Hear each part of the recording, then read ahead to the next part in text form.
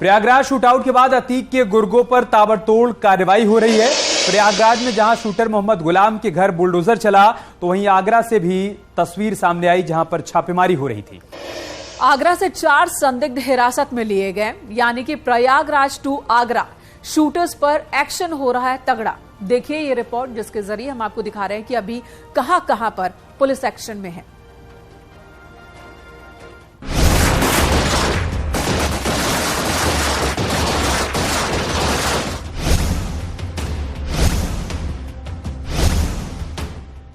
Prayagraj shootout के बाद बाबा bulldozer लगातार गरज रहा है। अतीक के गुर्गों की अवैध संपत्ति को चुन चुन कर मिट्टी में मिलाया जा रहा है। पहले 3 करीबियों के घर को जमींदोज किया गया, तो अब बुलडोजर की चौथी कार्रवाई अतीक के शूटर मोहम्मद गुलाम के घर पर हुई है। उमेश पाल शूटआउट कांड में 5 लाख के इनामी शूटर मोहम्मद गुलाम का मकान पूरी तरह से जमींदोज कर दिया गया है।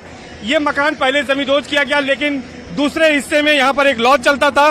राहिल हसन, जो कि मोहम्मद गुलाम का भाई है, उसने इस मकान को बचाने की पूरी कोशिश की थी, लेकिन इसके बावजूद प्रशासन की नजर इस पे थी और यहाँ पर पोकलेन मशीन से चंद मिनटों में इस मकान को भी, यानी इस लॉज को भी जमींदोज कर दिया गया है। आप देख सकते हैं मलबा गली में गिरा है, जिसे यहाँ पर लेबर उठा रहे हैं ताकि आसपास के लोगों को आने जाने में किसी तरह की परेशानी न हो। 5 लाख के इनामी शूटर मोहम्मद गुलाम के रसूलाबाद स्थित घर पर बुलडोजर चला। 3600 स्क्वायर फीट में एक मंजिला मकान था, जिसके अगले हिस्से में 4 दुकानें थी, जिसमें शूटर गुलाम का भाई राहिल रहता था। राहिल हसन के मुताबिक शादी के बाद से ही वो परिवार से अलग हो चुका था। भाई कहने से भाई नहीं रहता, रिश्ते को निभाना आना भी चाहिए। आज अगर वो बेटे होते हैं, भाई होते, तो क्या ऐसा कृत्य करते कि परिवार को चौराहे पे खड़ा करके चले जाते हैं। आपको लगता है कि जो कार्रवाई हो रही है गलत है? क्या कहेंगे इसको लेकर? कार्रवाई एकदम सही है, लेकिन ये है कि जो निर्दोष है, जिनकी कोई गलती नहीं, उनके साथ भी न्याय होना चाहिए। अच्छा, जब से ये घटना हुई, राहिल आपसे जो है मोहम्मद गुलाम ने कभी संपर्क किया था? नहीं, कभी नहीं। शादी के बाद कुछ साल साथ में थे, फिर उसके बाद अलग हो गए। वो अपना अलग कमाते खाते थे, हम लोग अपना अलग कमाते खाते थे, सब लोग। मामले में अब तक बुलडोजर की चौथी कार्रवाई हो चुकी है। माना जा रहा है कि अब अगला नंबर बमबाज गुड्डू मुस्लिम का है। गुड्डू मुस्लिम के चकिया स्थित घर पर बुलडोजर कभी भी चल सकता है। कि मकान अवैध बना था, प्रयागराज विकास प्राधिकरण ने नोटिस दिया। नोटिस का जवाब न देने पर 13 मार्च को ध्वस्तीकरण का आदेश पारित किया गया था और उसी के क्रम में आज ये बड़ी कार्रवाई को अंजाम दिया गया है। यानी योगी सरकार का जो एक्शन है वो लगातार जारी है और इसके बाद भी प्रयागराज विकास प्राधिकरण उमेश पाल शूटआउट कांड से जुड़े दूसरे आरोपियों के खिलाफ भी ध्वस्तीकरण की कार्रवाई करेगा। माना यह जा रहा है कि बमबाज गुड्डू मुस्लिम के खिलाफ प्रयागराज विकास प्राधिकरण की अगली कार्रवाई जल्द होगी। बुलडोजर एक्शन से साफ संदेश है कि अपराधी बख्शे नहीं जाएंगे। आज शूटर मोहम्मद गुलाम तो कल बमबाज गुड्डू मुस्लिम, एक एक कर सबका नंबर जरूर आएगा। तो कुल मिलाकर पूरी तरह से शूटर मोहम्मद गुलाम का जो साम्राज्य था, अवैध साम्राज्य था, उसको तहस नहस कर दिया। योगी सरकार लगातार माफियाओं और अपराधियों के खिलाफ कार्रवाई कर रही है, उनके अर्थतंत्र पर चोट कर रही है। उसी के साथ बड़ी कार्रवाई की गई है। माफियाओं, उमेश पाल शूटआउट कांड के बाद आरोपियों के खिलाफ ये चौथी बड़ी कार्रवाई थी जो मोहम्मद गुलाम के खिलाफ यहाँ पर की गई है।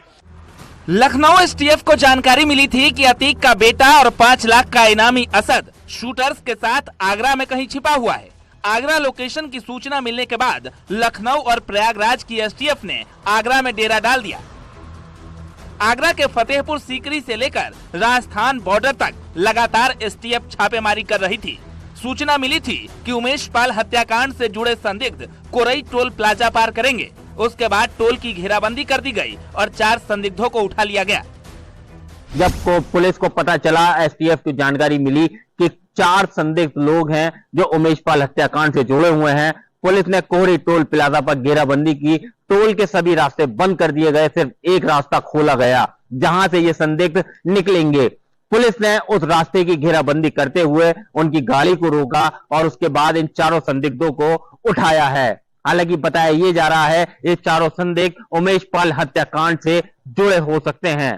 सूत्रों के हवाले से खबर ये भी है कि एसटीएफ और पुलिस को इनके पास से भारी मात्रा में असले भी बरामद हुए हैं। इन 4 संदिग्धों को लेकर एसटीएफ पूछताछ में जुट गई है। सूत्रों के मुताबिक हिरासत में लिए गए संदिग्ध अतीक और उसके बेटे असद के करीबी बताए जा रहे हैं। पुलिस को आशंका है कि आगरा में इन लोगों की मदद से शूटर्स छिपे हो सकते हैं। फिलहाल जांच जारी है। Bureau report, news 18। और यूपी में कानून व्यवस्था की गूंज अब दूसरे प्रदेशों में होने लगी है। माफिया के खिलाफ सीएम योगी कार्रवाई की तारीफ चारों तरफ हो रही है। पंजाबी सिंगर सिद्धू मूसेवाला के पिता ने अपने बेटे की पहली पुण्यतिथि पर सीएम योगी की जमकर तारीफ की और पंजाब के सीएम भगवंत मान पर निशाना साधा। सीएम योगी की तारीफ में मूसेवाला के पिता ने कहा कि अगर योगी आदित्यनाथ पंजाब के मुख्यमंत्री होते तो उनका बेटा जिंदा होता।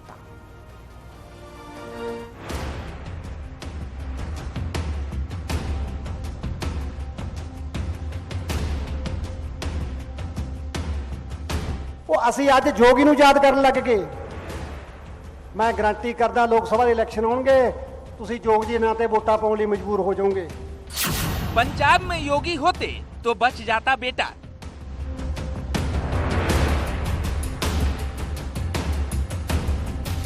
आने वाले वक्त में आप योगी को वोट देने को मजबूर होंगे।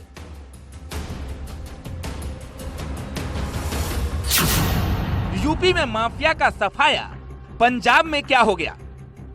ये बयान पंजाबी सिंगर सिद्धू मूसेवाला के पिता बलकौर सिंह का है।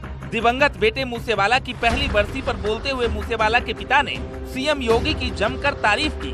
मूसेवाला के पिता ने पंजाब के सीएम भगवंत मान पर निशाना साधते हुए यहाँ तक कह दिया कि आने वाले वक्त में सीएम योगी को आप वोट देने के लिए मजबूर हो जाएंगे। बलकौर सिंह ने सीएम योगी की तारीफ में कानून व्यवस्था को लेकर कई बातें कही। ਇਹਨਾਂ ਦੇ ਹੌਸਲੇ ਪੈ ਗਏ, ਮੇਰੇ ਘਰ ਤੱਕ ਵੜ ਗਏ ਇਹ, ਹੱਥ ਪਾ ਕੇ ਦੇਖਣ ਹੋਰ ਕਿਸੇ ਨੂੰ। ਔਰ ਸਰਕਾਰਾਂ ਸਾਡੀਆਂ ਲਿਲੜੀਆਂ ਕੱਢਦੀਆਂ ਨੇ। ਉਹ ਅਸੀਂ ਅੱਜ ਜੋਗੀ ਨੂੰ ਯਾਦ ਕਰਨ ਲੱਗ ਗਏ। ਮੈਂ ਗਾਰੰਟੀ ਕਰਦਾ ਲੋਕ ਸਭਾ ਦੇ ਇਲੈਕਸ਼ਨ ਹੋਣਗੇ, ਤੁਸੀਂ ਜੋਗ ਜੀ ਨਾਂ ਤੇ ਵੋਟਾਂ ਪਾਉਣ ਲਈ ਮਜਬੂਰ ਹੋ ਜਾਓਗੇ। ਤੁਸੀਂ ਕਹੋਗੇ ਯੂਪੀ ਸਾਫ਼ ਹੈ। ਉਹ ਸਾਨੂੰ ਕੀ ਹੋ ਗਿਆ? ਅਸੀਂ ਕਿਹੜੇ ਰਸਤਿਆਂ ਤੇ ਪੈ ਗਏ? यूपी में योगी सरकार के 6 साल होने वाले हैं। इन 6 सालों में यूपी की कानून व्यवस्था को लेकर सीएम योगी ने कई बड़े फैसले लिए हैं, जिसमें माफिया के खिलाफ कार्रवाई हुई है। 7 जिलों में पुलिस कमिश्नरेट, अपराध पर जीरो टॉलरेंस, अपराधियों के खिलाफ अभियान, गैंगस्टर पर बुलडोजर एक्शन समेत कई बड़ी कार्रवाई से अपराधी या तो जेल में है या प्रदेश छोड़कर पलायन कर गए। इसी तरीके से जहाँ जहाँ कानून व्यवस्था का देखेंगे पंजाब की, तो हालत आप देख ही रहे हैं क्या है कानून व्यवस्था के मामले में। मगर उत्तर प्रदेश में आदरणीय योगी आदित्यनाथ जी कानून व्यवस्था के मामले में बहुत चुस्त दुरुस्त है। कानून व्यवस्था ठीक है और वहाँ पर जो है किसी भी प्रकार के जो अपराधी हैं या तो उत्तर प्रदेश छोड़ के चले गए या जेल में हैं, और अगर अपराध करने की हिम्मत जुटाते हैं तो फिर उनके खिलाफ कठोर कार्रवाई माननीय मुख्यमंत्री जी के द्वारा की जाती है।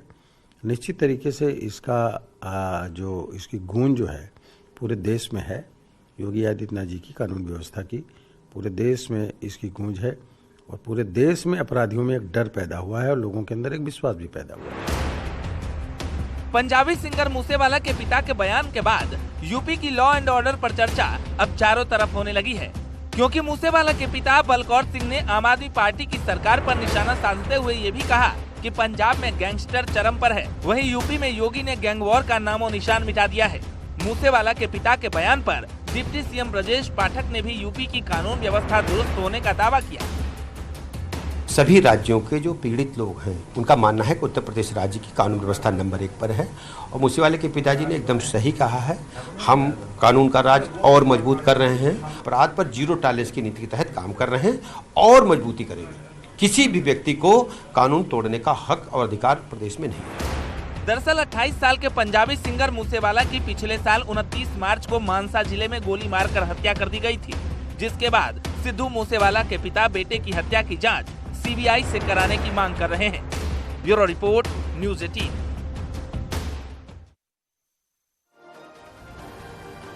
इधर जेल में बंद पूर्व मंत्री याकूब कुरैशी पर एक बार फिर से कार्रवाई की तलवार लटक रही है। इस बार मेरठ प्रशासन ने याकूब की संपत्ति की कुर्की का आदेश जारी कर दिया है। पुलिस ने अब तक 31 करोड़ की संपत्ति को चिन्हित कर प्रशासन को रिपोर्ट भेजी है, जिस पर डीएम मेरठ ने कुर्की का आदेश जारी किया है। अब अगले कुछ दिनों में मेरठ पुलिस याकूब और उसके परिवार की संपत्ति को कुर्क कर देगी। एक्ट के तहत कार्रवाई की गई थी, जिसमें पूरी संपत्ति जो उस अवैध कृत्य से प्राप्त की गई थी उसका पता करते हुए पुलिस के द्वारा लगभग 31 करोड़ 70 लाख के आसपास की जो संपत्ति इस अवैध कार्य से अर्जित की गई है और उनकी जो रिपोर्ट है जिलाधिकारी के यहाँ भेजी गई थी, जिसमें जिलाधिकारी के आदेश के क्रम में उसमें जो संपत्तियां हैं और जो चल और अचल दोनों ही रूप में हैं उनकी कुर्की कार्रवाई का आदेश दिया गया है, जिसमें कि जो सीओ पिठौर है उनको प्रशासक नियुक्त किया गया और कुर्की कार्रवाई इसमें पुलिस के द्वारा की जाएगी। 2024 की लड़ाई जैसे जैसे करीब आ रही है, सियासी लड़ाई तेज होती जा रही है। यूपी में बीजेपी ओबीसी वोट बैंक को साधने के लिए रणनीति तैयार कर रही है।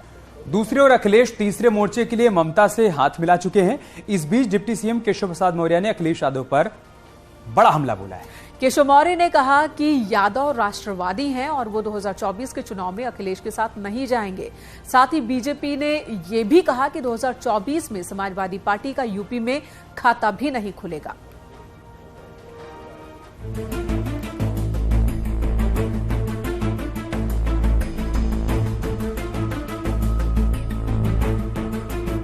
दो 2024 की जंग को लेकर राजनीतिक दलों की तैयारियां स्पीड पकड़ रही हैं।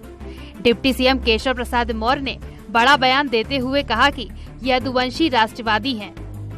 2024 के चुनाव में यादव मोदी के साथ रहेंगे। पिछड़े वर्ग में चाहे वो हमारे यदुवंशी भाई बहन हो, वह सब माननीय मोदी जी को दिल से चाहते हैं।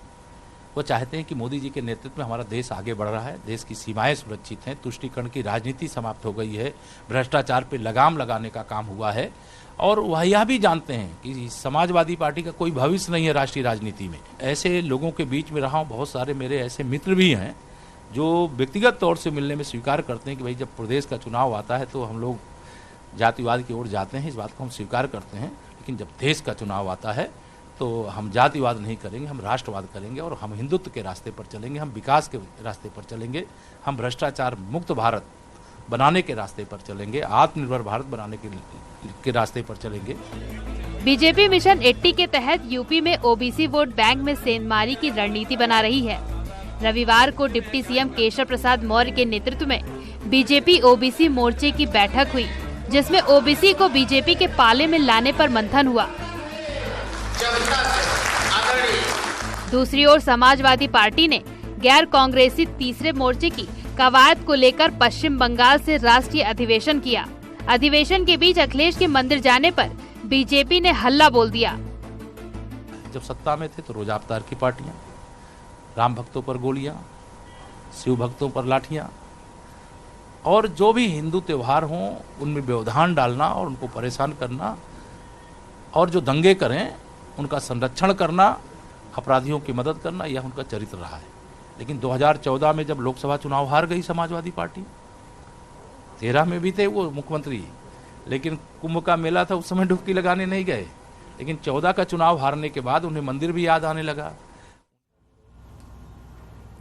इधर यूपी में बेमौसम बारिश ने किसानों को मायूस कर दिया है। प्रदेश के कई हिस्सों में पिछले 3 दिनों से हो रही बारिश ने फसलों को काफी नुकसान पहुंचाया है। गेहूं की कटाई से पहले ओला और बारिश ने खड़ी फसलों को बर्बाद कर दिया। हालांकि सीएम योगी ने किसानों को राहत देते हुए सभी जिलों के अधिकारियों को नुकसान के आकलन के आदेश दिए हैं। वहीं मौसम विभाग ने अगले 48 घंटों तक बारिश का अनुमान जताया है।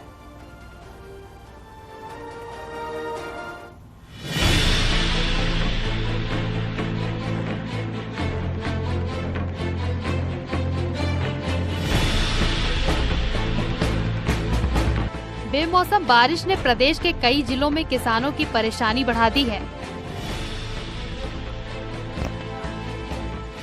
झांसी में फिर आधे घंटे तक हुई भारी ओलावृष्टि और बारिश के चलते जिले भर में हजारों एकड़ किसानों की फसल बर्बाद हो गई। धर्मनगरी चित्रकूट में हुई बेमौसम की बारिश और ओलावृष्टि से किसानों की खेतों में खड़ी फसल बर्बाद हो गई। आलम यह है कि कल हुई देर शाम बारिश और ओलावृष्टि से किसानों के खेत में खड़ी गेहूं, चना, सरसों की फसल खेतों में पसर गई, जिससे किसानों को भारी नुकसान हुआ है। नुकसान हुआ है, पानी बरसा और बहरा चली तो सब गेहूं गिर गया है। तो उसमें जहां की 10 कुंटल होना था उधर 4 ही होने में बड़ा बल है। फर्रुखाबाद में तेज बारिश और ओलावृष्टि की वजह से खेतों में खड़ी सरसों, आलू और गेहूं की फसलों को भारी नुकसान पहुंचा है। आज भी सुबह बारिश के साथ मोहम्मदाबाद और अमृतपुर इलाके में ओले गिरे। सबसे ज्यादा नुकसान गेहूं की फसल का हुआ, सरसों का भी, आलू का भी, सभी का नुकसान है। अरे हमारी तो एक गेहूं की फसल है, लगभग 20 बीघा खेत है, पूरा सब गेहूं सब बर्बाद हो गई, नष्ट हो गई फसल। आगरा में भी खेतों में कटाई कर रखी सरसों की फसल भीग गई तो खड़ी फसल की बालियां झड़ गईं। भीगी हुई गेहूं सरसों की बालियों में फंगस लगने की आशंका है। तेज हवा ओलावृष्टि के कारण खेत में गेहूं सरसों की फसल को सर्वाधिक नुकसान पहुंचा है। निश्चित रूप से बरसात और ओलावृष्टि से किसानों की गेहूं की फसल में भारी नुकसान है। मैं समझता हूं आज 80% नुकसान फसल में है। निश्चित रूप से गेहूं की फसल पूरी तरह से बिछ गई, सड़ने की स्थिति में है। सीतापुर में पिछले 2 दिनों से रुक रुक कर हो रही बारिश ने किसानों की फसल को भारी नुकसान पहुंचाया है। पहले समय से पहले भीषण गर्मी से किसान फसल को लेकर जहां परेशान था, तो वहीं अब बारिश और तेज हवाओं ने किसान की कमर तोड़ कर रख दी है। अंबेडकर नगर में गेहूं, सरसों, आलू, मटर, चना, मसूर की फसल को भारी नुकसान पहुंचा है। रबी सीजन में बोई जाने वाली फसलों को अप्रैल में काटा जाता है, लेकिन उससे पहले बारिश ने किसानों की कमर तोड़ दी। हाँ, नुकसान ज्यादा हुआ है।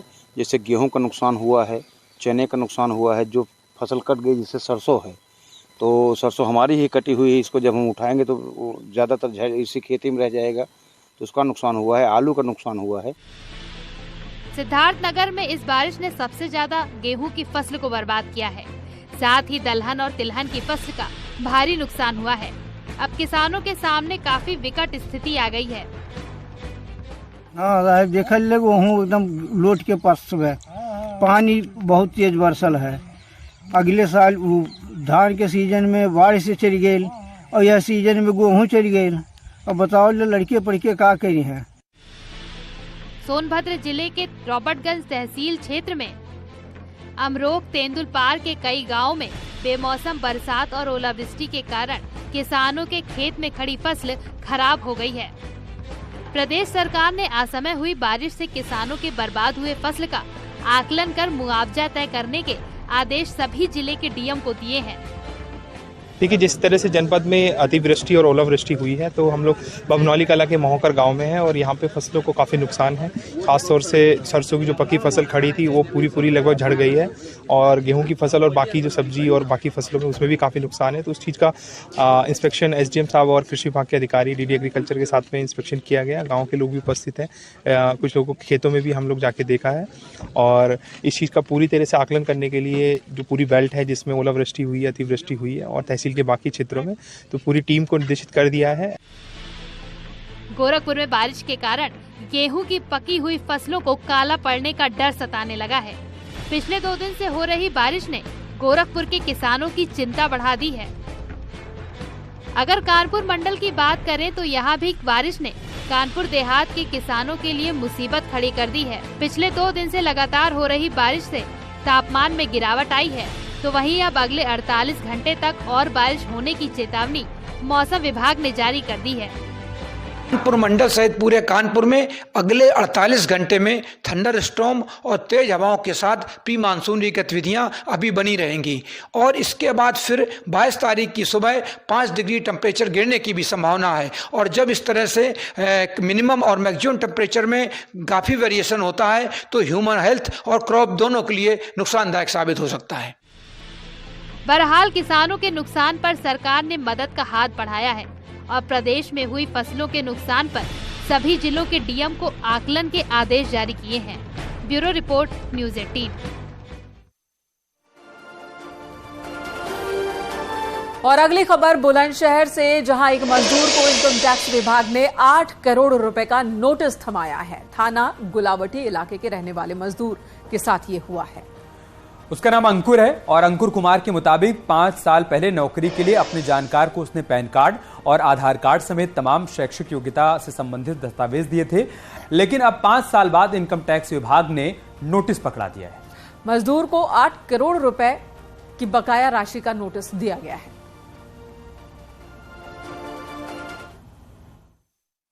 मेरे गांव में एक लड़का है, वो जॉब के लिए ले गया था मेरे को दिल्ली। अच्छा। उसने अपने पिता को कागज दिखाए थे, डॉक्यूमेंट दिलवाए थे, मेरे फोटो और साइन भी करवाए थे। उसके बाद सर, उसके बाद 5 साल बाद मेरा नोटिस आ रहा है। हमने बहुत परेशान हूँ, मैं बहुत गरीब परिवार से हूँ। नोटिस में क्या आया? नोटिस में 8 करोड़ रुपए का नोटिस आया मेरे पास। ना तो मैंने कुछ किया, मेरी चीज को जांच बैठनी चाहिए चीज से। सीएम योगी आदित्यनाथ ने लखनऊ में युवक और महिला मंगल दलों को खेल प्रोत्साहन सामग्री का वितरण किया। इस दौरान सीएम योगी ने कहा कि भारत के युवा विश्व में बेहतरीन प्रदर्शन कर रहे हैं। सीएम योगी ने कहा कि हर गांव में सुविधाएं दी जा रही है। युवाओं के प्रोत्साहन के लिए हर गांव में खेल के मैदान बनाए जा रहे हैं। साथ ही उन्होंने कहा कि समाज और सरकार दोनों के बीच समन्वय जरूरी है। दल की महिलाएं किट प्राप्त कर रही हैं, जोरदार तालियां बजनी चाहिए मित्रों। और युवक मंगल दल बूढ़ा, हम सबको आत्मविश्वास से भरपूर होना है और आज तो सरकार ने इस दिशा में बेहतरीन प्रयास किए हैं। गांव गांव में खेल के मैदान, खेल कूद की गतिविधियों को बढ़ावा देने के लिए कर रहे हैं।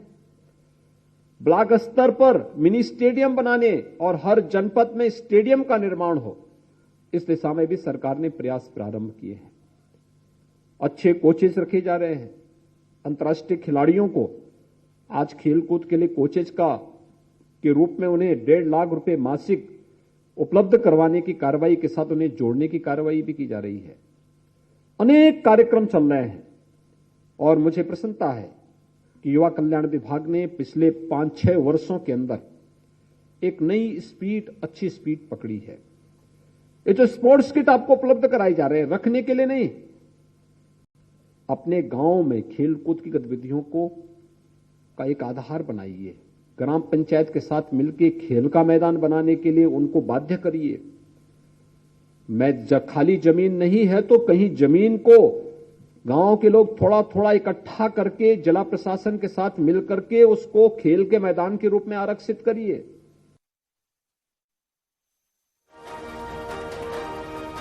रुक रही छोटे से ब्रेक के लिए खबरों का सिलसिला न्यूज़ 18 पर जारी है।